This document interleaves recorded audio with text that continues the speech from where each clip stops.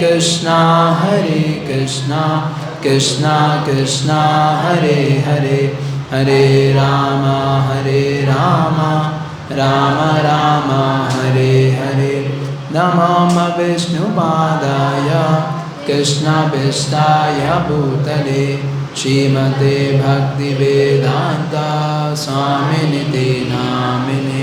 नमस्ते सरस्वते देवे गौरवाणी प्रचारिणे, निर्विशेष शून्यवादी पाश्चात्य देशधारिणे।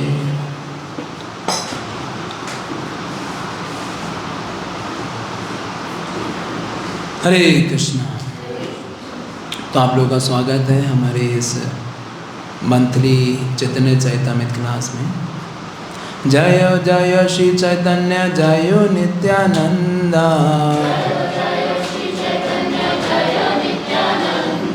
जय अद्वैत चंद जय गौर भक्त वृंद।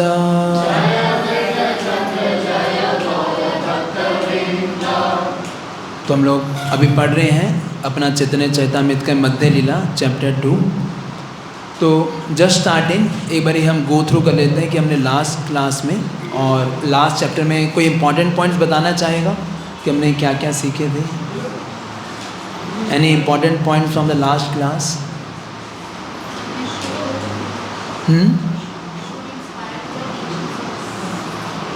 Should inspire.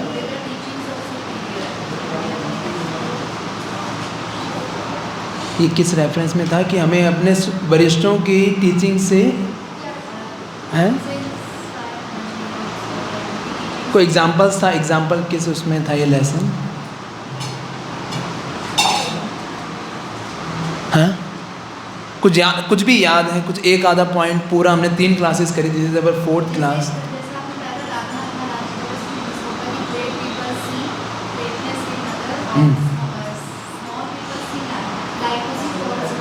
यस, कि एप्रिसिएशन फॉर अदर डिवोटीज, कि वट एवर कंट्रीब्यूशन, कि अगर कोई भी भक्त कुछ भी कंट्रीब्यूट कर रहा है उसके लिए हमें क्या होना चाहिए, उसका प्रति उसका हमें एप्रिसिएशन क्या बोलेंगे, उसको प्रोत्साहित करना चाहिए, उसके प्रति हमारा एक अच्छा मनोभाव होना चाहिए, what ever contribution one is making. और है विरह भाव। 4 तरह के विरह के बारे में डिस्कस किया था। कौन से 4 विरह होते हैं?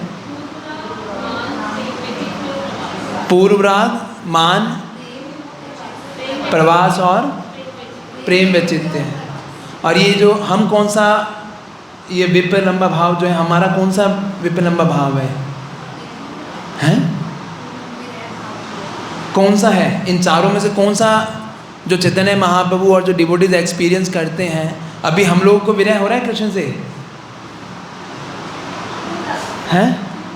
हाँ, कि विप्रलंबा भाव तभी आ सकता है जब आप किसी से मिलो, लेकिन हम बिना मिले भी एक्सपीरियंस कर सकते हैं वो विप्रलंबा भाव। कैसे? कृष्ण के बारे में सुनकर।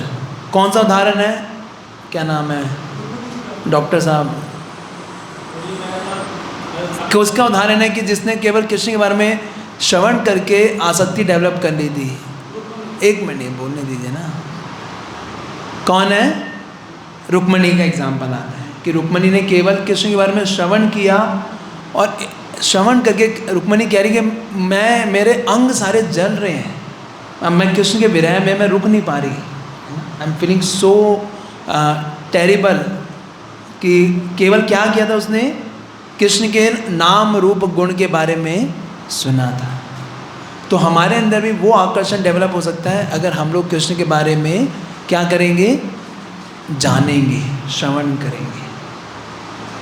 ठीक है माता जी? कि जितना ज़्यादा श्रवण करेंगे, ये बहुत ही जगत में भी होता है। अगर आप देखोगे जैसे कोई लड़का किसी लड़की से मिलता है, मिलने से पहले क्या है, उसकी पूरी क्वालिफिकेशन बताई जाती है, लड़का क्या करता है क्या नहीं करता। आप सबकी शादियाँ हुई होंगी तो यही बताएगा ना, भाई लड़का अच्छा है, ख़ानदान में है, दबे घर का है, जो भी कुछ ऐसी चीज़ें बताई होंगी, कमाता बढ़िया है। तो हमारी भी इच्छा होती है उसके बारे में जानने की। होता नहीं होता? आपको भी बताया होगा कि भाई ये ऐसी है, वो है, ये करैक्टरिस्टिक्स हैं उनकी। तो आपकी भी इच्छा जागृत, तो आप पहले भी इच्छा थी लेकिन वो इच्छा तीव्र हो जाती है कि नहीं? उसी तरीके से हम भी जब कृष्ण के बारे में सुनेंगे, कृष्ण ऐसे हैं, कृष्ण की ऐसी वो ब्यूटी है, कृष्ण ऐसे लगते हैं। अभी मैं परसों कोई लेक्चर सुन रहा था बृहद भागवत के ऊपर, तो जब गोप कुमार वैकुंठ के अंदर एंटर किए तो इतना ज़बरदस्त डिस्क्रिप्शन है उसके अंदर, क्या क्या देखा उन्होंने वैकुंठ के अंदर। मतलब आप अगर उसको पढ़ोगे तो ऐसा लगेगा आप वैकुंठ के अंदर पहुंच गए हो, है ना, कि कैसे गोप कुमार एंटर करते वहाँ पे बहुत सब जितने भी लोग थे उनके पास अपना अपना एयरप्लेन था, सब एयरप्लेन के अंदर घूम रहे थे। Everyone has own personal airplane, है ना, और हर कोई भगवान के जैसा पीत वर्ण रूप धारण किए हुए और अलग अलग लीलाएं कर रहे हैं भगवान के साथ, है ना, वैकुंठ के अंदर, है ना। Everyone is so much in enjoy, everyone complete blissful state में जो गोप कुमार ने देखा, है ना। तो सेम वो जब पढ़ते हैं जानते हैं तो हमारे अंदर भी वैसी इच्छा जागृत हो जाती है, समझ रहे हैं? तो और कोई एक ऐसा पॉइंट हमने कोई जाना हो, एनी अदर वन और टू पॉइंट्स?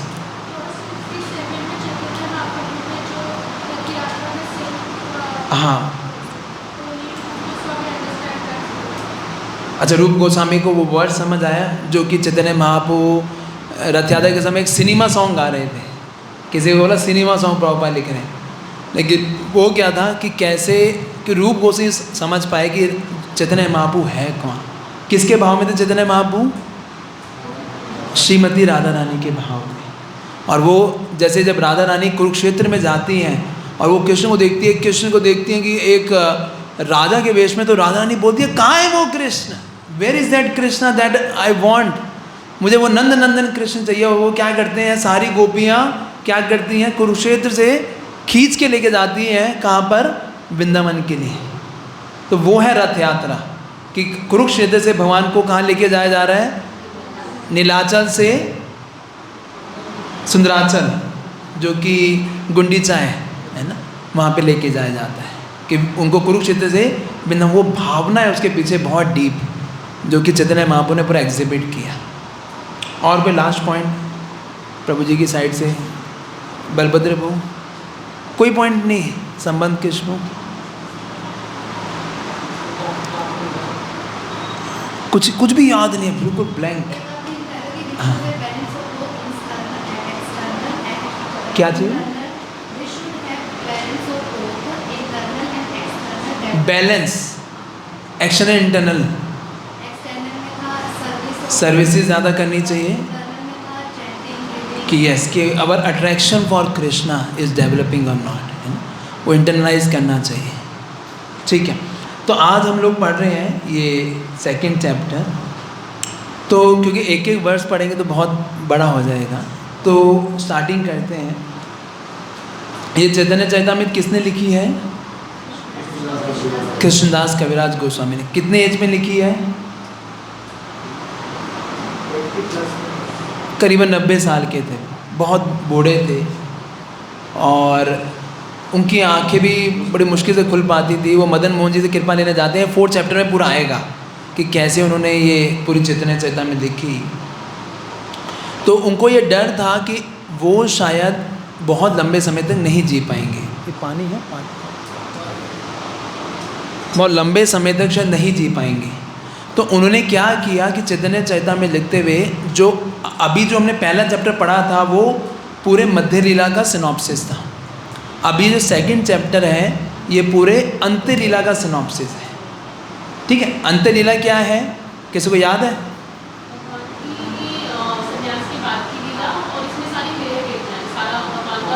करीबन 12 साल तक महाप्रभु कहाँ रहे थे? जगन्नाथपुरी के अंदर। वो जो महाप्रभु ने वहाँ पे जो लीलाएं प्रदर्शित करी वो सारा क्या है? अंत्य लीला है। ठीक है, तो इसलिए उन्होंने इसका सिनॉप्सिस दे दिया कि महाप्रभु ने क्या क्या किया वहाँ पर। तो जैसे बुक कहाँ है, बुक किसके पास है? पहला वर्ष पढ़िए, है ना। हमारे पास माइक तो नहीं, एक ना उनके पास, चलो ठीक है, अब जोर की पढ़ना। आवाज़ आ रही है सबको क्लियर?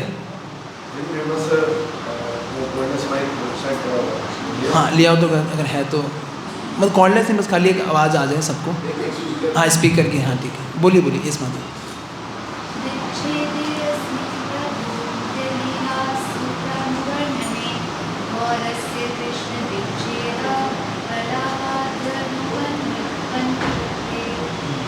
इसका ट्रांसलेशन पढ़िए।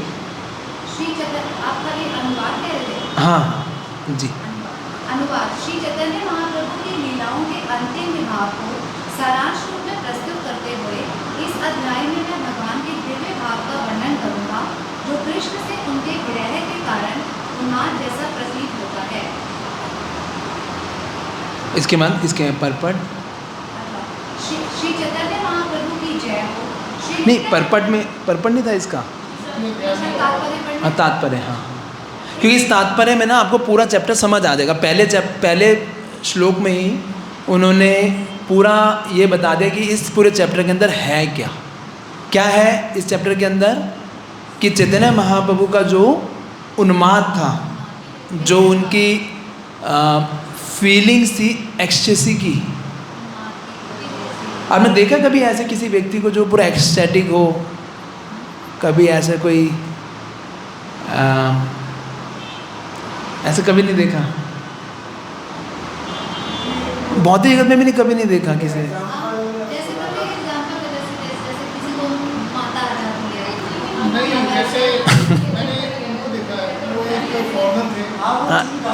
हाँ वो जो भक्त अवतार प्रभु जो पूरा हमेशा कीर्तन का एक्सटेसी में रहते थे। हाँ तो महाप्रभु ने ऐसा सिम्टम्स दिखाए लास्ट समय पे, मतलब उसके बाद आज तक तो वैसे सिम्टम्स तो कोई नहीं दिखा पाया, वो जो उन्माद उन्होंने दिखाया। अमेजिंग, कैसे कोई राधा रानी कोई कृष्ण के विरह में कितना पागल हो सकता है, ऐसा उन्माद श्री चैतन्य महाप्रभु ने करके दिखाया। अब परपट पढ़ी। इस द्वितीय अध्याय में भगवान चैतन्य द्वारा संन्यास ग्रहण करने के बाद की लीलाओं का वर्णन हुआ है। इसमें श्री चैतन्य महाप्रभु को विशेष रूप से गौर के नाम से संबोधित किए गए हैं, जिसका अर्थ है गौर वर्ण का व्यक्ति। कृष्ण सामान्यतया अपने श्याम रंग के कारण प्रसिद्ध हैं, किंतु जब वह गोपियों के विचार में मग्न होते हैं तो कृष्ण भी गोरे हो जाते हैं, क्योंकि सारी गोपियां गौर वर्ण की हैं। चैतन्य महाप्रभु विशेष रूप से उसी तरह कृष्ण का विरह अनुभव करती है, जिस प्रकार प्रेमिका अपने प्रेमी से बिछुड़कर निराश हो जाती है। वे सब भाव जो श्री चैतन्य महाप्रभु द्वारा उनकी अंतिम 12 वर्षों की लीलाओं में व्यक्त हुए, उनका संक्षिप्त वर्णन मध्य लीला के इस द्वितीय अध्याय में किया गया है ना। तो जैसे कृष्णदास कबीरदास गोस्वामी क्या कह रहे हैं, जैसे एक प्रेमिका अपने प्रेमी से वो बिछड़ जाती है तो उसके उसमें जैसे विरह होता है। जैसे हमारे बार एक डिवोटी किसी एक पागल खाने में गए थे, वो विज़िट करने के लिए गए पागल खाने में कैसे होता है। तो जब वो अंदर गए तो पागल खाने में उन्होंने देखा कि एक व्यक्ति एक फ़ैन जैसे पंखा है ना, एक पंखे के ऊपर चढ़ा हुआ था, और पंखे के ऊपर चढ़े होके वो बोला था देवी देवी देवी। तो उस भक्त ने पूछा उस जो पागल खाने का जो इंचार्ज था, जो साथ में चल रहा था, भाई ये कौन है ये? बोला ये किसी एक बहुत बड़ी देवी का फ़ैन था, और वो देवी किसी देवा के साथ भाग गई। तो अब वो तो मिली नहीं उसे, तो वो इतना बड़ा फ़ैन, अभी फ़ैन के ऊपर चढ़ के ये देवी देवी करता रहता है। तो वो बड़ा हैरान हुआ, ये कैसा है। फिर आगे गया तो थोड़ा आगे देखा और सारे पागलों को देखा, थोड़ा और आगे गया तो देखा एक और व्यक्ति है, एक और फ़ैन के ऊपर चढ़ा हुआ, और वो भी बोल रहा है देवी देवी देवी देवी। तो वो दोबारा है ना, ये क्या चक्कर है, अभी पहले वाला भी दिखा और दूसरा यहाँ पर ये भी ऐसा कर रहा है, इसके साथ क्या हुआ? तो बोला ये वो देवा जिसके साथ वो भागी थी, है कि नहीं। तो जो था वो भी पागल हुआ, और जिसके साथ भागी थी वो भी पागल हुआ, है कि। इसलिए जो इतनी सारी फिल्मों के नाम होते हैं, दिल तो पागल है, ये पागल था, वो पागल हुए, हम पागल थे, सब पागल हैं। वो पिछले वो पागल ही होना है वैसे तो, लेकिन पागल किस में होना है? कृष्ण के प्रति पागल होना है। तो ये जो प्रेमी है, प्रेमिका है, ये कैसे है? ये प्रेमिका कौन है हमारे लिए?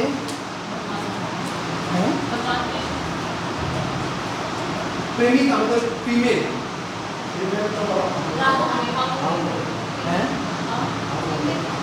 ये क्या है? एक आत्मा का जो कृष्ण के प्रति हरे कृष्ण। आकर्षण, आत्मा का कृष्ण के प्रति आकर्षण, या एक जब चैतन्य महाप्रभु किसके प्रति पागल हो रहे थे? कृष्ण के प्रति।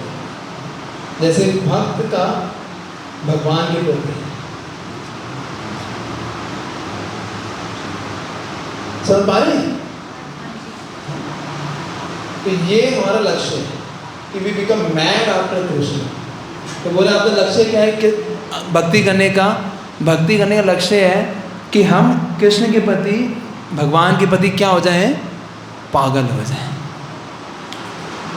हमें वो चिल्लाना नहीं है देवी देवी, लेकिन हमें भी पागल होना है भगवान के प्रति। तो इस तरीके से चैतन्य महाप्रभु का, अब चैतन्य महाप्रभु का जो मन था वो कैसा था? पूर्ण तरीके से। अब 4th वर्ष पे आ जाते हैं। माइक किसके पास? ये माइक ले लीजिए। बुक किसके पास है? और हरे कृष्ण। हाँ, पढ़िए, सिर्फ ट्रांसलेशन पढ़िए उसका। अंतिम 12 वर्षों में श्री चैतन्य महाप्रभु के अविरत कृष्ण के 4th वर्ष। श्री चैतन्य महाप्रभु की मानसिक दशा दिन रात वैसी ही रहती थी जैसे कि राधा रानी की थी जब उद्धव गोपियों से मिलने वृंदावन आए थे। कैसी थी? राधा रानी की थी। कैसी? जब कृष्ण के वो विरह में थी और उद्धव एक बारी मिलने के लिए आते हैं। पता है ना, वो एक लोकनाथ महाराज बहुत फेमस कीर्तन गाते हैं, मिला दो शाम से उद्धव आएंगे, है ना? सुना है ना? बहुत फेमस महाराज गाते हैं काफ़ी बार। तो वो जो उद्धव का भावना थी, जो राधा रानी की भावना थी, जब वो कृष्ण के विरह में थे, जब कृष्ण चले गए थे। कितने उम्र में कृष्ण निकल गए थे वृंदावन से? कितने साल की उम्र में कृष्ण चले गए थे? करीबन 11 वर्ष कुछ वो था, कुछ महीने थे, कृष्ण निकल गए थे। और फिर उसके बाद कृष्ण कब आए थे? नो आइडिया है। करीबन जब 100 साल की उम्र के थे तब कृष्ण बलराम एक बार दोबारा आए थे। तो जब तक गोपियां जो थी वो कृष्ण के विरह में रो रो के पागल हो चुकी थी। मतलब किसी ने पूछा यशोदा और उसका घर कहाँ है? नंद महाराज का। तो उसने बोला आप जाओगे जहाँ पे आपको एक नदी दिखाई देगी, वो नदी जहाँ से आ रही है वो नंद और यशोदा का घर है। बोले ये क्या है? बोले वो उनके आंसुओं की नदी है। इतने विरह में थे सारे ग्वालपाल, सारे जो ब्रज के जो जितने भी सारे लोग थे। तो सेम वो चीज़ भी इसके नेक्स्ट वर्स में वो लिख रहे हैं कि ये सेम पढ़ेंगे। नेक्स्ट वर्स पढ़िए बड़ी ट्रांसलेशन 5वें का पढ़ो। 5वां। महाप्रभु लगातार विरह जनित उन्माद के भाव में रहते थे। उनके सारे कार्यकलाप विस्मृति तथा उनकी बातचीत सदैव प्रलाप पर आधारित रहती थी, है ना? तो किस में थे? एकदम विरह की भावना में थे। और ये विप लंबा जो भाव है, अभी हमारे समझना बहुत दूर है ये, इसको समझ पाना, क्योंकि हमारे कृष्ण के प्रति वो अट्रैक्शन नहीं है। लेकिन आप वो समझ सकते हो कि जैसे एक भौतिक जगत में बहुत उसका एक वो परवर्टेड है, क्योंकि वो लस्ट है और वो है पूरा प्रेम है। लेकिन कुछ कुछ उसका वो आपको दिखाई देगा जगत के अंदर भी। जैसे कोई लड़का किसी, सारी फिल्में आप देख सकते हो, यही दिखाते हैं, लड़का लड़के के पीछे सारे तरीके बनाता है, सब कुछ करता है उसे मिलने के लिए। तो वो एक लस्ट है, वो काम की भावना है। लेकिन वही वो पूरा प्रेम है जो कि गोल्ड है, वो है जो चैतन्य महाप्रभु कृष्ण के प्रति जो प्रेम था, है कि नहीं? और महाप्रभु जो थे वो एक्सट्रीम सेपरेशन फील कर रहे थे और जगन्नाथ जी के वहाँ पे मंदिर के पास जाते थे और उनके बॉडी में बहुत अलग अलग तरह के ट्रांसफॉर्मेशन होते हैं इसके कारण। कभी एकदम हाथों की जो हड्डियाँ हैं, जो हाथ है, उस स्किन ऐसी हो जाएगी कि स्किन अलग हो जाएगी और हड्डियाँ मतलब अलग हो जाएंगी, मतलब स्किन लूज़ हो गई एकदम। जैसे मान लो हड्डी नहीं होती तो स्किन लूज़ हो जाती है ना, इसी तरीके से ऐसा होता था कि ये ट्रांसफॉर्मेशन, ये इसे बोलते हैं अष्ट सात्विक विकार। क्या बोलते हैं? अष्ट सात्विक विकार। ये अष्ट सात्विक विकार का भी जो हाईएस्ट होता है वो होता है महाभाव। क्या होता है? महाभाव। वो महाभाव श्री चैतन्य महाप्रभु ने एक्सपीरियंस किया। ये आपके 11 के वर्ष में लिखा हुआ है कि चैतन्य महाप्रभु ने क्या दिखाया? असात्विक विकार, जो कि सिम्टम्स है किसके? महाभाव के। अब ये बातें हम क्यों चर्चा कर रहे हैं, ये आगे भी आएगा, लेकिन ये देख के हमें पूर्ण तरीके से कन्विक्शन हो जाना चाहिए कि अगर हम इस कृष्ण महामृत प्रोसेस को प्रॉपर तरीके से पालन करेंगे तो we can experience that ecstasy. वो उन्माद, वो प्रेम कृष्ण के प्रति हमें भी एक्सपीरियंस हो सकता है कि? तो इस तरीके से वो पूरा सेपरेशन फील करते थे। जब जगन्नाथ जी के मंदिर में जाते थे, रात भर गंभीरा में रह के वो सारे दरवाजे, गंभीरा देखा हम लोगों ने? कितने लोगों ने देखा है गंभीरा? कितना छोटा सा रूम है, उस रूम में 3 दरवाजे हैं, 2 हैं 3 हैं, 3 दरवाजे हैं इधर इधर। उन तीनों दरवाज़ों पे 3 पहरेदार रहते थे और 1-2 तो बंद रखते थे रात को। उसके बाद भी चैतन्य महाप्रभु वहाँ से निकल जाते थे बिना बताए किसी को। मतलब कैसे होता था, किसी को कोई समझ नहीं पाता कि ये हुआ कैसे है, बट चैतन्य महाप्रभु वहाँ से उसमें निकल जाते थे। गंभीरा के अंदर, गंभीरा ये जगह है जगन्नाथपुरी के पास में, बिल्कुल जगन्नाथ मंदिर के जस्ट 500 मीटर दूरी पे है। आप गए नहीं कभी? उसके बाद कभी पूरी नहीं गए आप लोग वैसे? अच्छा, तो अब वो राधा रानी के भाव में है और वो उस भावना में बहुत सारे वो वाले श्लोकों का उच्चारण कर रहे हैं जो कि जब उद्धव आए थे तो राधा रानी ने उच्चारण किए थे। अगर आप जैसे सीरीज में हम जाएंगे तो वही वाले श्लोक हैं। तो उसमें एक श्लोक है 29 नंबर श्लोक, उस पर आ जाइए। 29 नंबर श्लोक। अभी तक आपको समझ आ रहा है हो क्या रहा है कि चैतन्य महाप्रभु कौन से सिम्टम्स दिखा रहे हैं? महाभाव के सिम्टम्स, कि कृष्ण के प्रति एक्सट्रीम विरह। उस विरह को क्या बोलते हैं हम लोग टेक्निकली? असात्विक विकार को, मतलब उसको बोलते क्या है उस टेक्निकल भाषा में? कृष्ण से विरह को क्या बोलते हैं? विप्रलंबा भाव। 2 होते हैं, एक होता है संभोग और दूसरा होता है विप्रलंबा। संभोग होता है यूनियन और विप्रलंबा होता है सेपरेशन। हाँ, तो यहाँ पे श्रीमती राधा रानी जो है वो कृष्ण की एक बहुत ही इंपॉर्टेंट क्वालिटी के बारे में बता रही है। ये श्लोक भी बहुत अच्छा है, 29 श्लोक। तो ये श्लोक साथ साथ बोल सकते हैं। वंशी गणामिता धामा लवण्यमृत जन्मस्थाना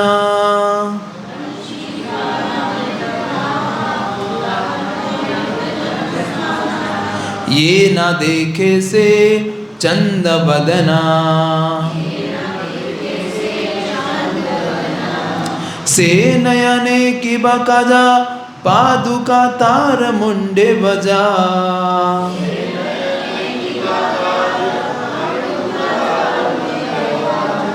से नयन रहे की कारणा। तो इसमें श्रीमती राधा रानी बता रही हैं, बहुत इंपॉर्टेंट एक बात बता रही है।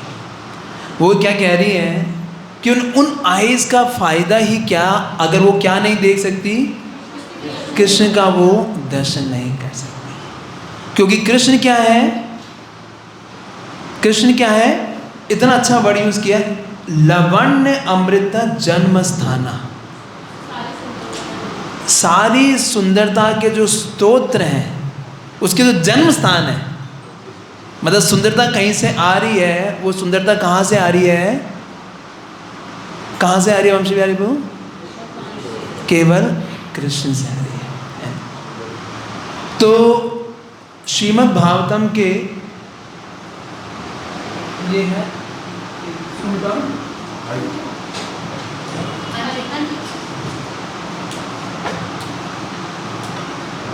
ये श्लोक है 10वें अध्याय का, 10वें अध्याय का 44वें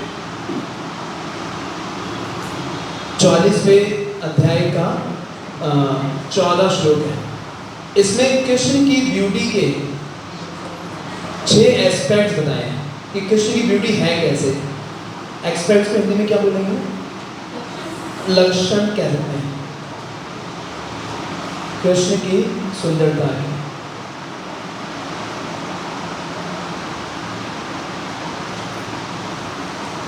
ये गोपियां कह रही हैं कि पहला क्या है? लवण्य सारम। लवण्य सारम का मतलब क्या है? Essence of loveliness. मतलब क्या हिंदी में क्या बोलेंगे? जितनी भी माधुर्य है उसका सार है। लवण्य, लवण्य सारम। सारम समझ गए ना कि माधुर्य का सार है।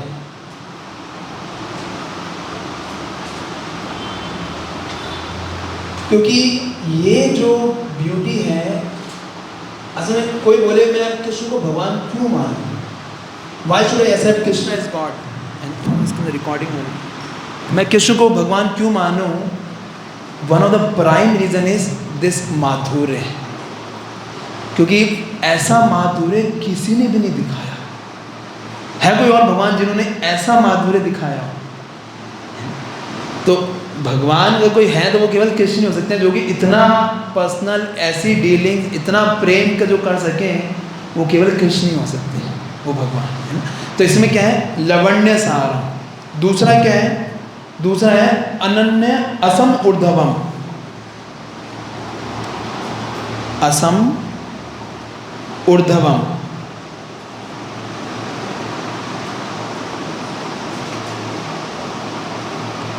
असम ऊर्ध्वम का मतलब क्या है? कि उनके जैसा कोई नहीं, अनपैरेलल्ड।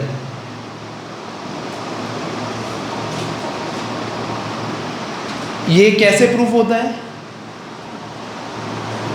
क्योंकि अगर कोई व्यक्ति, कोई मान लीजिए कोई मिस्टर मिसिज वर्ल्ड है, उसे कौन आकर्षित होगा? केवल पुरुष ही तो आकर्षित होंगे ना। लेकिन कृष्ण से कौन आकर्षित होते हैं? Every single person, even the birds, even the animals, even the trees. वो जब कृष्ण चलते थे तो वो झुक जाते थे कृष्ण को छाया देने के लिए, क्योंकि कृष्ण की सुंदरता इतनी आकर्षित है। तो ऐसी सुंदरता कोई नहीं दिखा सकता, अनपैरेलल्ड। तीसरा अनन्य सिद्धम। अनन्य सिद्धम का मतलब क्या है? कि सेल्फ परफेक्ट। मतलब सेल्फ परफेक्ट को हिंदी में क्या बोलेंगे? आत्म परफेक्ट, आत्म संपन्न, सर्व संपन्न। अच्छा वर्ड है। इसका मतलब क्या है? जैसे अगर किसी माता जी को तैयार होना है तो ब्यूटी पार्लर जाना पड़ता है उसको, अपने आप को, आप पता नहीं, आप लोग तो चंद नहीं जाते हो, लेकिन बाहर देखते हैं हम लोग कि पूरा तामझाम करना पड़ता है अपनी सुंदरता को दिखाने के लिए, है कि नहीं? लेकिन कृष्ण को अपनी सुंदरता दिखाने के लिए कुछ भी ऐसा करने की जरूरत नहीं है। ये is completely perfect, self perfect. स्वयं वो क्या है? सर्व संपन्न है। चौथा क्या है? अनुशवा अभिनवम। इसका मतलब क्या है? Ever fresh. अनुभवा अभिनवम।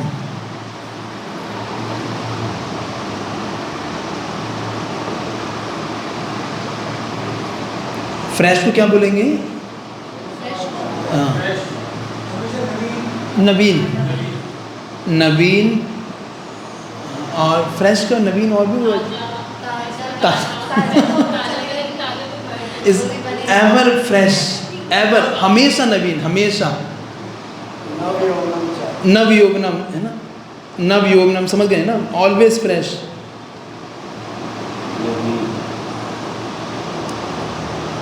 क्योंकि आप देखोगे जो हमारे एक डिवोटी थे, उसने पीपीटी बनाई थी उन एक्टर्स एक्ट्रेसेस की जो कि अपने टाइम में ऐसे थे, जो वो चलती थी तो कई लोग गिर जाते थे, इतनी सुंदर थी। लेकिन अब उन्होंने फ़ोटो दिखाई तो वो फ़ोटो कैसी है, वो 1970s की फ़ोटो थी उनके भी। अब 50 साल बाद उनकी फ़ोटो कैसी है, किसी के दांत नहीं है ना, किसी के कैसे हैं, तो वो ब्यूटी क्या थी, वो क्या हो गई, ख़त्म हो गई। लेकिन कृष्ण की ऐसी ब्यूटी है, वो एवर फ्रेश, आनंद बुद्धि वर्धनम, और बढ़ती जा रही है, और बढ़, राधा रानी और कृष्ण के प्रति आकर्षित होते रहे, कृष्ण और आकर्षित होते जा रहे हैं राधा रानी के प्रति, इज ऑलवेज फ्रेश। पांचवा इज दुरापम।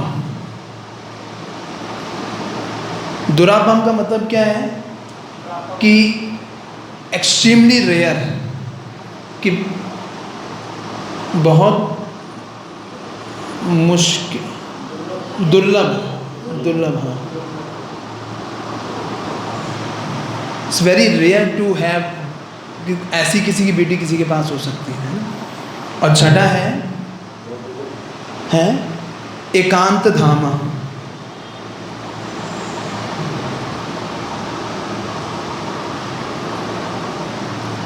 कि वो सारी ब्यूटी के अबोर्ड है। धाम का मतलब क्या हुआ कि वो धाम है सारी ब्यूटी को क्या बोल, सुंदरता की, जो जैसे इसमें भी देखा हमने, लवण्य सारम जन्म स्थान है, एकांत धामा, हाँ, कि सारी सुंदरता के धाम है भगवान, सारी सुंदरता के धाम है, ऐसे लिख लो के धाम है।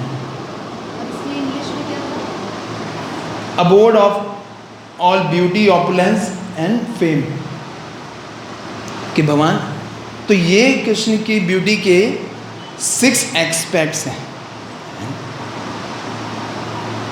तो ऐसी ब्यूटी कभी किसी कहीं दिखाई देती है हमें इस जगत के अंदर?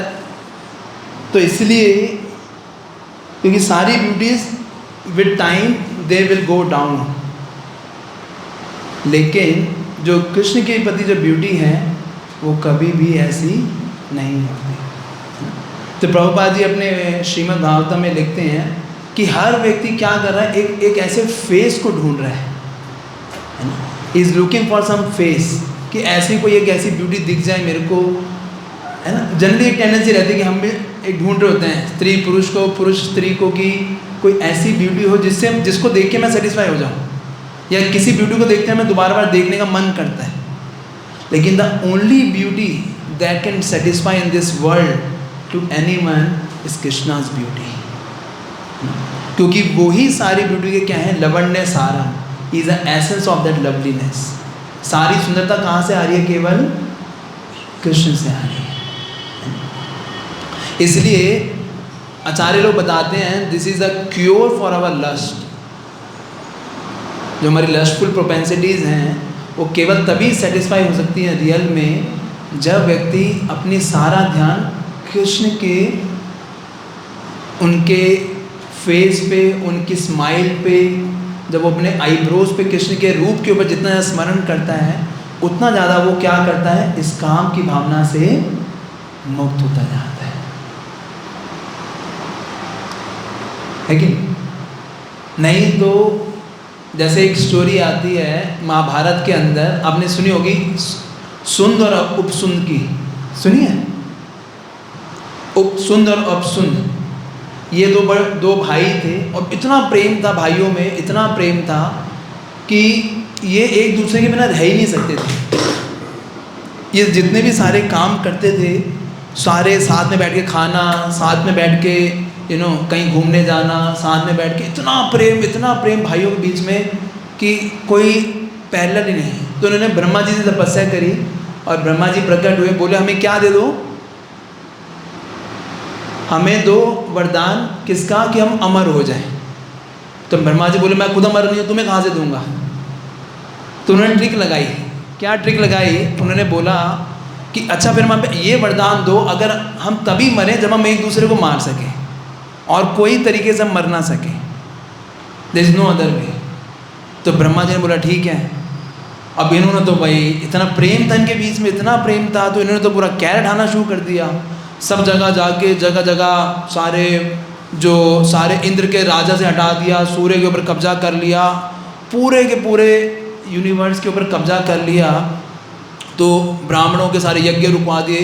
तो सब लोग जाते हैं किसके पास, ब्रह्मा जी के पास, भाई कुछ करो, क्या तुम बार बार ऐसे वरदान देते हो और हमारी परेशानी खड़ी हो जाती है। तो ब्रह्मा जी क्या करते हैं, ब्रह्मा जी विश्वकर्मा को बुलाते हैं, अब बोलते हैं कुछ ऐसा करो कि ये दोनों आपस में लड़े, तभी ये मरेंगे, तभी काम हो सकता है इन दोनों का।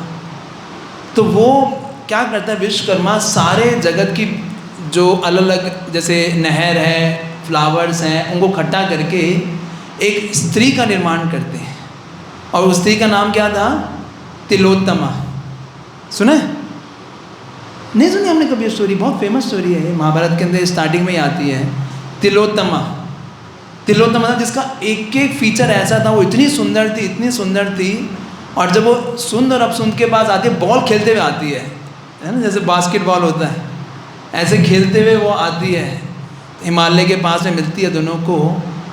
तो दोनों देखते हैं, अरे ये क्या है, ऐसा सुंदर स्त्री जिसका एक एक अंग ऐसा सुंदर था, बोले ऐसी स्त्री तो हमने कभी देखी नहीं। वो दोनों जैसे देखते हैं, वो एकदम आंखें उनकी एकदम ऐसी हो जाती हैं, पागल जैसे एकदम। तो सुंद अपसुंद को बोलता है, देख तेरी भाभी आ रही है। तो अपसुंद बोलता है, अरे भैया आप पागल हो गए, ये आपकी भाभी है। और दोनों के बीच में अब क्या हुआ, वो तिलोत्तमा आती है, बड़ा ऐसा करते हैं, हाँ करते अब होती है, अरे तुम दोनों तो इतने सुंदर हो। उनके साथ थोड़ा खेलती है, थोड़ा बॉल देती है, और बाद में वो इतने एक्साइटेड हो जाते हैं कि उसको पाने के लिए एक दूसरे के क्या करते हैं, हरि बोल। क्योंकि यही था कि जब तक आपस में तब। तो ये जो इस जगत के अंदर हम देखते हैं कि पर्सन पागल हो जाता है, क्या केवल किसके कारण, इस लस्टफुल डिज़ायर के कारण। लेकिन this lustful desire can be satisfied when were desire, वो जो लस्टफुल है वो किस पे डायरेक्ट होगी, केवल कृष्ण के ऊपर। क्योंकि Krishna is the source of all that beauty. तब तक वो नहीं होगा जब तक व्यक्ति का मन कभी शांत हो ही नहीं सकता।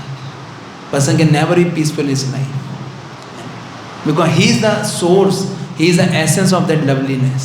क्योंकि जो वो इच्छा चाह रहा है, जो वो सेटिस्फेक्शन चाह रहा है, वो केवल कृष्ण में मिल सकता है। इसलिए लोग क्या करते हैं, अलग रॉन्ग मीन्स अपनाते हैं।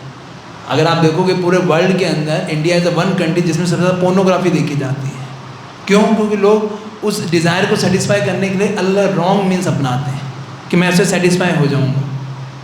लेकिन that can only and only be satisfied जब वो चीज़ कहाँ लगेगी, केवल कृष्ण में लगेगी। बिकॉज कृष्ण क्या है जो इसमें इतना अच्छा वर्ड यूज़ किया, लवण्य सारम लवण्य अमृत जन्म स्थान, कि भगवान जो है सारी ब्यूटी के क्या है, इज द जन्म स्थान ऑफ दैट ब्यूटी।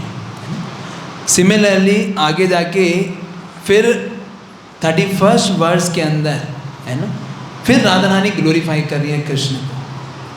क्या ग्लोरीफाई कर रही है, कृष्णेरा मधुरा वाणी अमृतेरा तरंगिनी,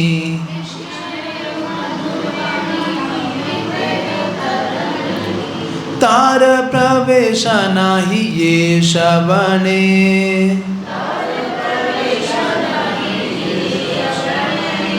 कनकादि छिद्र समा जानिहा ये श्रवण,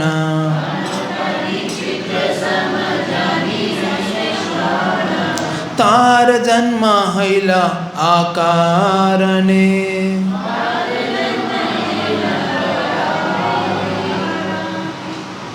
पढ़िए कोई इसका मीनिंग पढ़िए, माइक में पढ़िए, आप पढ़िए मत इनको। कृष्ण की कथाएं अमृत की तरंगों के समान है। यदि ऐसा अमृत किसी के कानों में प्रवेश नहीं करता तो वे कान टूटे शंख के छिलके के समान है। ऐसे कान को बनाने का प्रयोजन व्यर्थ है। तो राधा रानी कह रही है कि कृष्ण के बारे में जो कथा है वो कैसी है? कृष्णेरा मधुरा वाणी अमृतेरा तरंगिनी। कभी हमने महाराज की बुक पढ़ी है, इसका नाम है अमृतेरा तरंगिनी। मैंने बहुत 2006 में पढ़ी थी, मुझे आज तक याद है। One of the best books. कभी आप हो कि पर मुझे गोपाल कृष्ण गोस्वामी महाराज के रशिया के लेक्चर्स है, हमारे कनाडा और मॉन्ट्रियल के लेक्चर्स है महाराज के, उसमें उसका नाम है अमृतेरा तरंगिनी। तो ये है कृष्ण मधुरा वाणी अमृतेरा तरंगिनी, है ना? कि कृष्ण की जो वाणी है वो किसके समान है?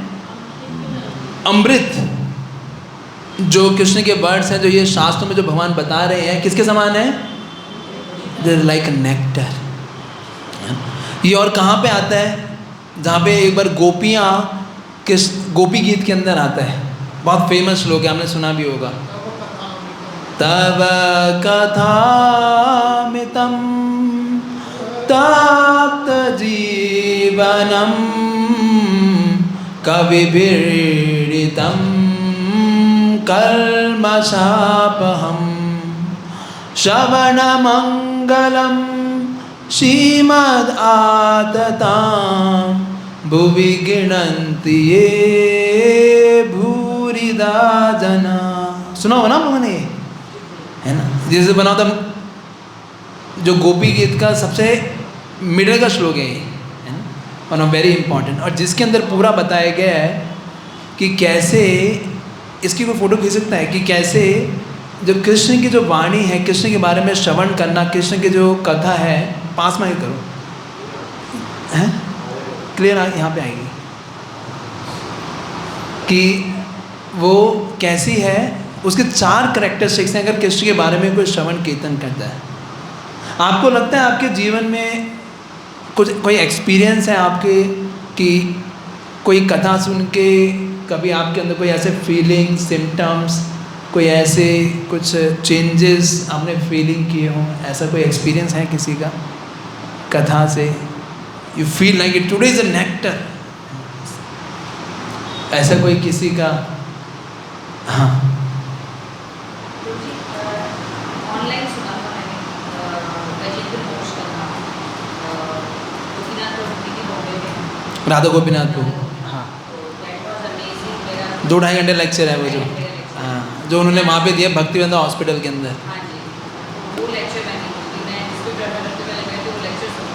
मतलब जो गजेंद्र मोक्ष कथा हमने सुनाई है, मतलब इतनी बार गजेंद्र मोक्ष कथा सुनी है, जब उन्होंने सुनाई है ना, he is expert, he is too good.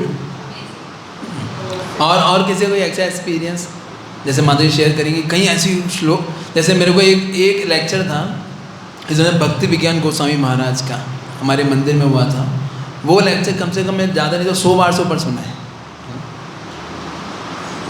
समा अदर टू गुड।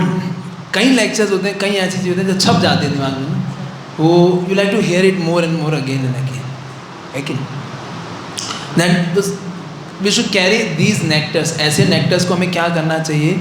इनको क्या करना चाहिए? एक्यूमुलेट करना चाहिए। कुछ हमारे जीवन में ऐसे नेक्टर होने चाहिए। लेकिन कृष्ण की वाणी वो हमेशा ही नेक्टर है। क्यों नेक्टर है? 4 कैरेक्टरिस्टिक्स हैं इसकी।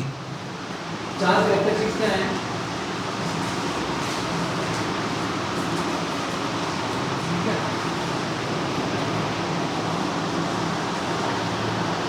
जो यहाँ पे गोपियाँ भी कह रही हैं। पहला क्या है कि जो कृष्ण की वाणी है ये क्या है? तप्त जीवनम।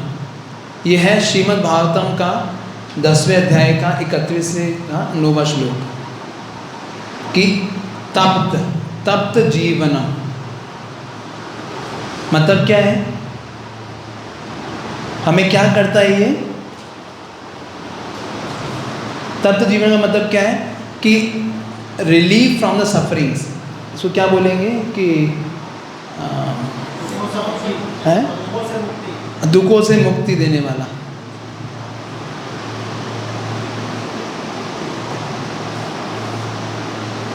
दूसरा क्या है? कलमश आपहम। कलमश आप हम, कि हमारे जितने भी सारे सिंफुल रिएक्शन से, वो पाप कर्मों को खत्म करने वाला। मतलब अगर हम कृष्ण के बारे में श्रवण कर रहे हैं तो itself is a very very powerful activity श्रवण की। अगर कोई व्यक्ति कृष्ण के बारे में श्रवण करता है तो ये 4 चीज़ें उसके साथ होंगी केवल श्रवण करने मात्र से। आप अभी ये नहीं करेंगे श्रवण करने में आपने एक्शन किया है, just you here that thing. आपने लेक्चर सुन रहे हो, वो लेक्चर सुनने का आपने क्लास खाली आगे क्लास अटेंड की है, उस क्लास अटेंड करने का भी क्या बेनिफिट मिलेंगे आपको, वो 4 बेनिफिट हैं। श्रवण के बेनिफिट्स, श्रवण के बेनिफिट्स लिख लीजिए। बेनिफिट्स में हिंदी में क्या बोलते हैं? लाभ। कि कृष्ण कथा श्रवण या कृष्ण कथा के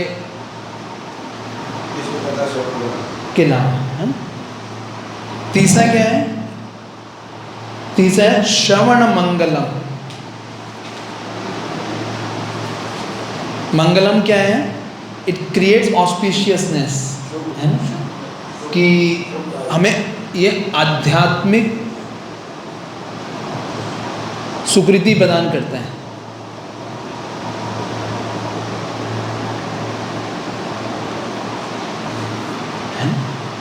और चौथा क्या है? चौथा श्रीमत। श्रीमत उसका मतलब क्या है? It filled with spiritual power, कि ये आध्यात्मिक शक्ति से परिपूर्ण है।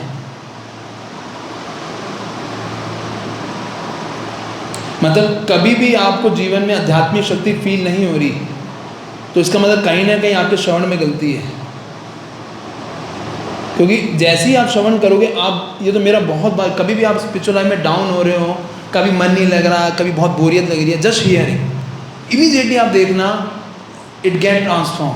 माइंड की कॉन्शियसनेस चेंज हो जाती है इमीडिएटली, बिकॉज श्रवण करने में क्या है? इट हैज श्रीमत, it give you spiritual power.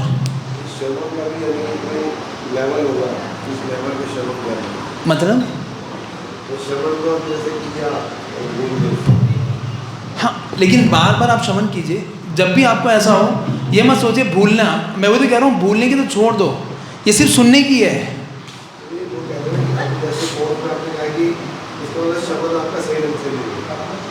हाँ, मैं आप सुन नहीं रहे, you are not regularly hearing. अगर रेगुलरली हेयरिंग करोगे तो व्यक्ति स्पिरिचुअल लाइफ में एकदम स्ट्रांग रहेगा, क्योंकि इट हैज़ आध्यात्मिक शक्ति। नहीं तो भागवतम श्लोक झूठा नहीं हो जाएगा। और हम अपने जीवन में देखते, एक दिन भी ना श्रवण करें, ऐसा लगता है कि बहुत कुछ मिसिंग कर रहे हैं। आज कुछ तो मिसिंग है आज, कि वी आर मिसिंग समथिंग। तो ये है श्रवण करने कथा के लाभ, कि कोई अगर हम कृष्ण कथा को सुनते हैं तो it gives so much benefit, है ना। और जो लोग, इसमें लिखा है, इस कथा को, इस श्रवण लोगों को जो बांट रहे हैं, इसको जो लोग इसका प्रचार कर रहे हैं 31 में, उन्हें क्या बोला गया है? भूरिदा जना। भूरिदा का मतलब क्या है? भूरिदा, भूरिदा का मतलब क्या है? Most merciful. मोस्ट मर्सीफुल को क्या बोलेंगे? मोस्ट को सबसे कृपालु।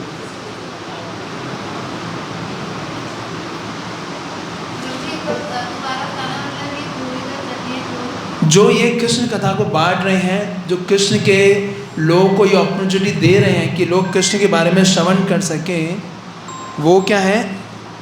वो है भूरिदा जना।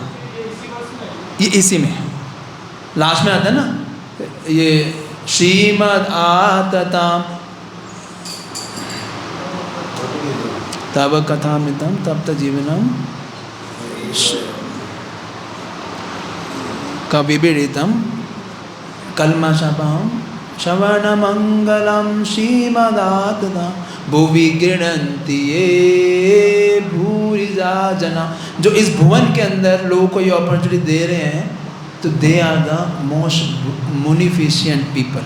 मोस्ट मर्सीफुल लोग, जो कि किसी को अगर हम ये अपॉर्चुनिटी देते हैं कि वो कृष्ण के बारे में श्रवण कर सकें, जो कृष्ण के बारे में कीर्तन कर सकें, जो कि आप सब लोग कर रहे हैं।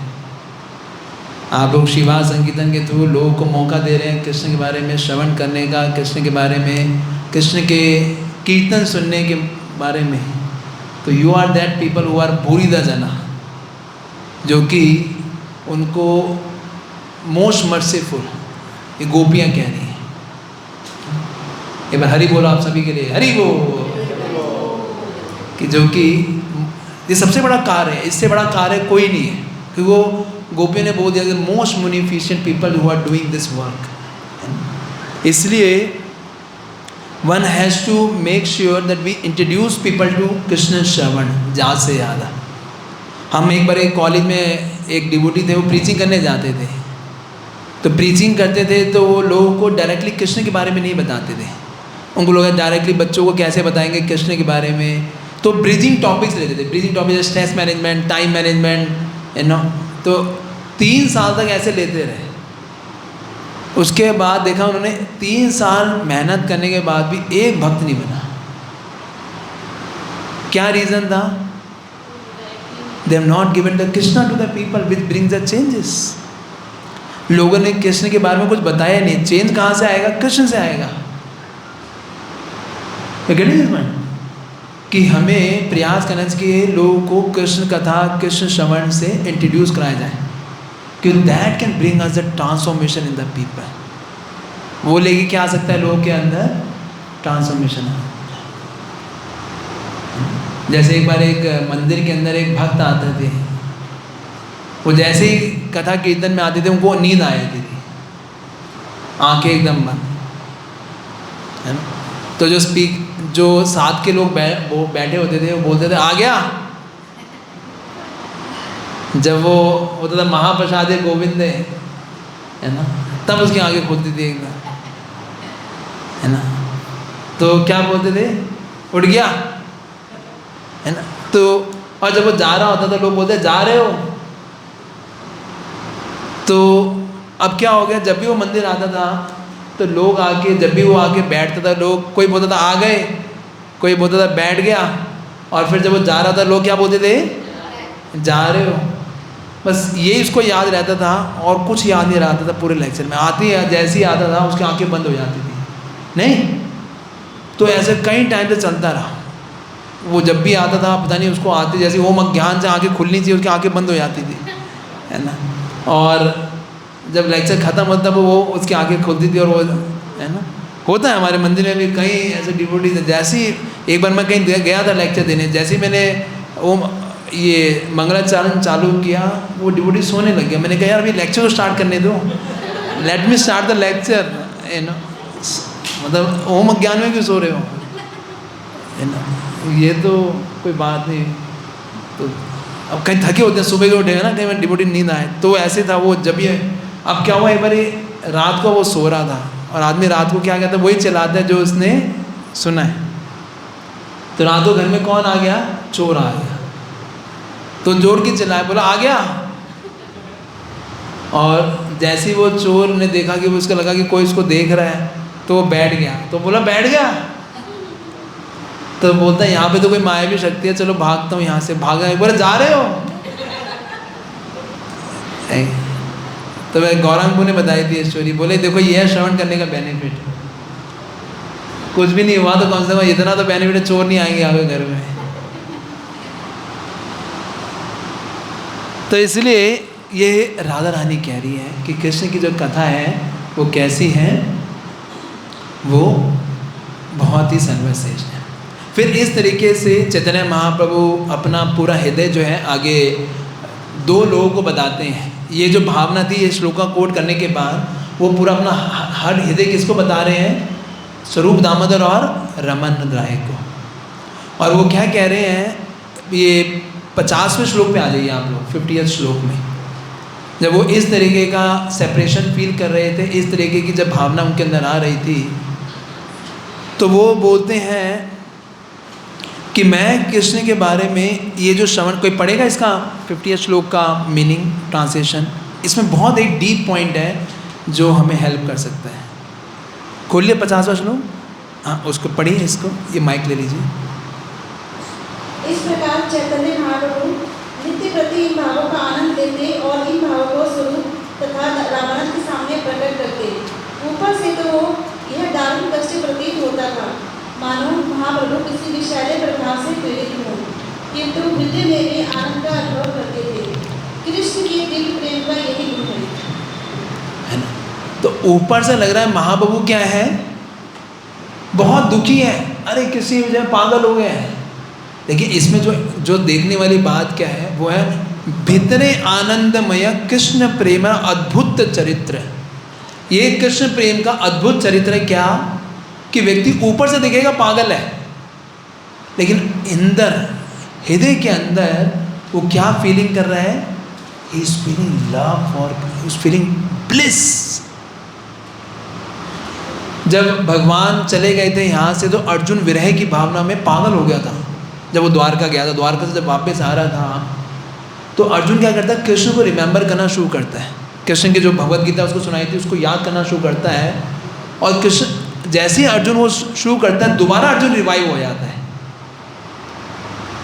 तो वो क्या है कि कृष्ण के चाहे विप लंबा हो, चाहे संभोग, चाहे हमारा कृष्ण से मिलन हो, चाहे हम कृष्ण के विरह में हो, दोनों ये क्या है, आनंद देने वाला है। बौद्ध युग में क्या होता है, फ्रस्ट्रेशन होता है कि व्यक्ति जब किसी, मान लीजिए किसी से सेपरेट हो जाता है, तो वो बहुत फ्रस्ट्रेट फील करता है कि मेरे साथ ऐसा क्यों हुआ, कहाँ कब मिलेंगे, कब होगा ऐसा। लेकिन कृष्ण महावीर में क्या है कि इसमें एक जो वर्ड क्या है, अद्भुत चरित्र।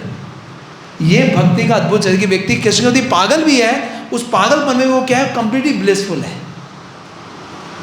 ऐसा कहीं तो होता है कभी ना। लेकिन ये कृष्ण भावनामृत का, क्योंकि इन दोनों ही चीज़ों में किसका स्मरण हो रहा है, कृष्ण का स्मरण हो रहा है। एंड व्हेन वन स्मरण, जब वो कृष्ण का स्मरण करता है, तो क्या होता है, it brings the pleasure. Krishna का स्मरण करने से, कृष्ण का वो विरह भाव एक्सपीरियंस करने से व्यक्ति को क्या है, आनंद की अनुभूति होती है। समझ पा रहे हैं चीज़ को, कि दोनों ही केसेस में, कि ऐसा नहीं है कि हमें जब कृष्ण के धाम जाएंगे, गोलोक में जाएंगे, तब हमें जाके वो ब्लिस मिलेगा। It's not like. अभी भी आप अपने जीवन में देखेंगे तो कुछ ना कुछ तो पहले से आनंद की वृद्धि हुई है कि नहीं हुई है।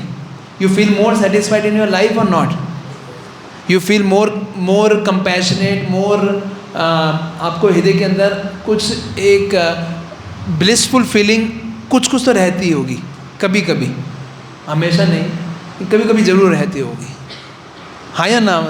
कईयों को अभी कमी हमेशा भी हो सकती है, मैम, मतलब कोई वो नहीं है, लेकिन yes, people have experience of that. तो वो जब वो फीलिंग एकदम क्या होती है, स्थायी हो जाती है। ये कब होता है, भाव और प्रेम के स्टेज में। तब व्यक्ति चाहे इस जगत में भी है, but he is completely having blissful state में है।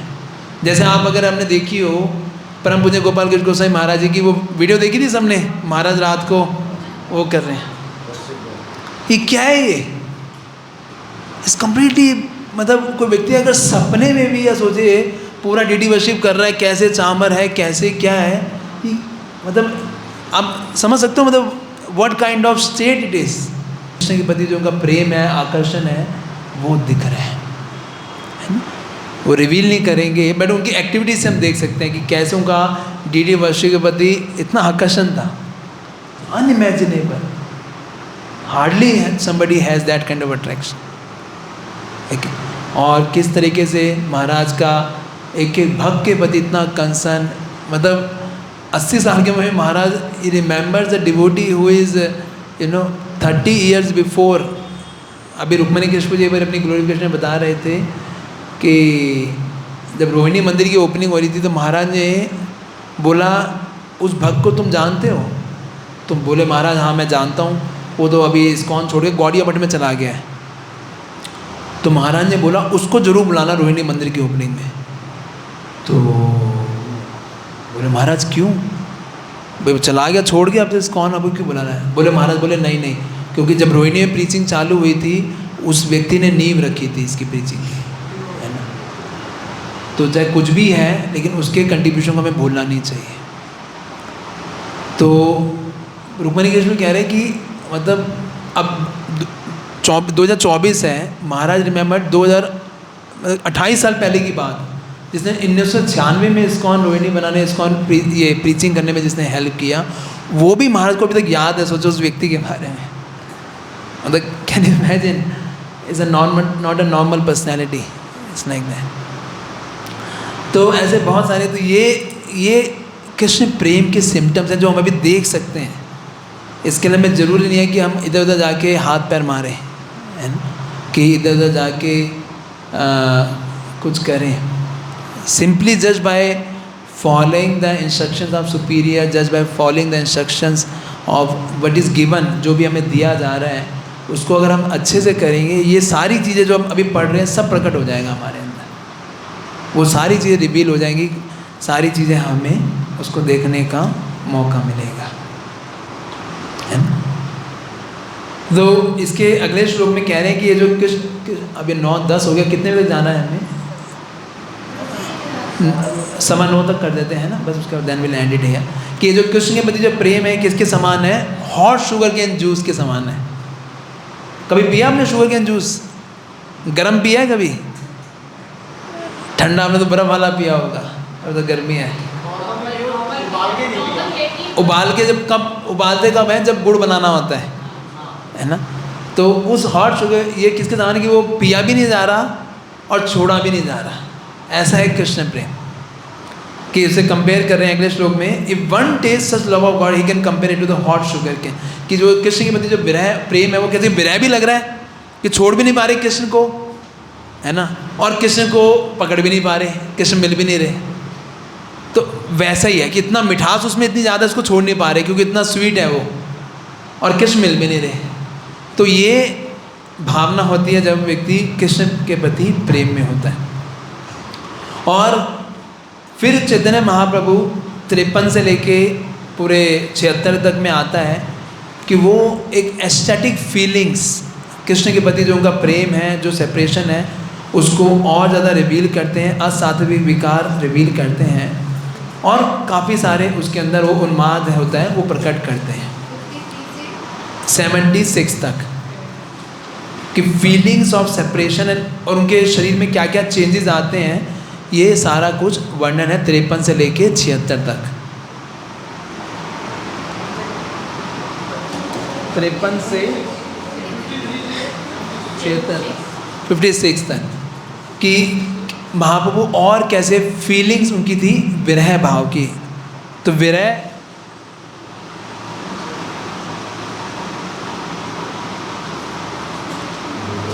भाव और चेंजेस को क्या, एस्थेटिक चेंजेस, मतलब यहाँ लिख लीजिए असात्विक विकार।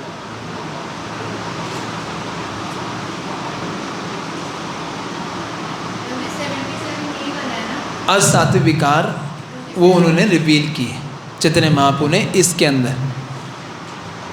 हम आ जाइए जो मेन है 83 से 85, ये पढ़ के फिर हम इसको यहीं पे एंड करते हैं।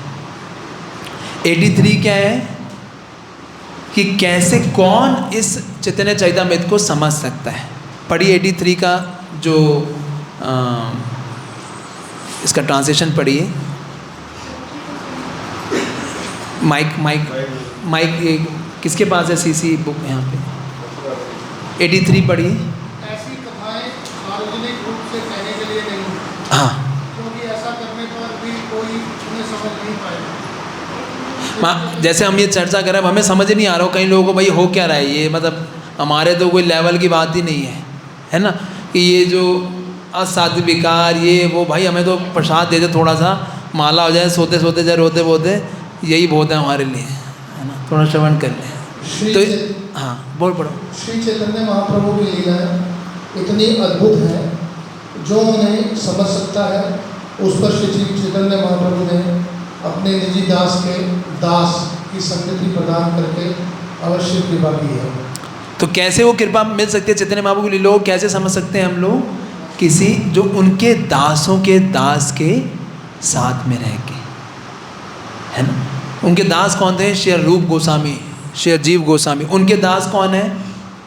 हमारी पूरी गुरु परंपरा, श्रील प्रभुपाद और उनके द्वारा जो उनके आचार्य हैं। अब उन भक्तों के संग में रह के ही हम इस लीला को समझ सकते हैं। अपने आप सोचेंगे समझने का तो बड़ा मुश्किल हो जाएगा। तो ये पहली क्वालिफिकेशन बताई, कैसे समझ सकते हैं? केवल भक्तों के संग में, जो वरिष्ठ हैं, जो हमारे परंपरा में आ रहे हैं, उन्हीं के संग में रह के हम ये समझ सकते हैं। दूसरा, श्री चैतन्य महाप्रभु की लीलाएं सर्वश्रेष्ठ रत्न है। वह स्वरूप दामोदर क्या है? सर्वश्रेष्ठ रत्न। There's not a biggest jewel than this।